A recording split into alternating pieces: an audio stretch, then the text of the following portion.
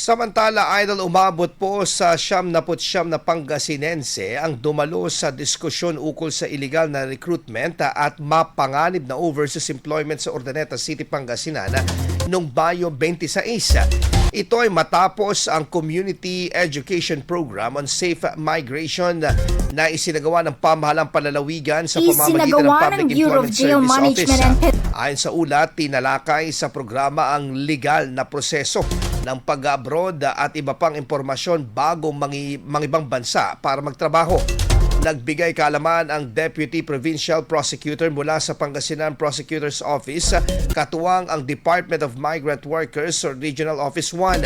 Karaniwan umanong problemang kinakaharap ng mga overseas Filipino workers at kanilang mga pamilya ang pagkokontrata, illegal recruiters at labor concerns sa ibang bansa.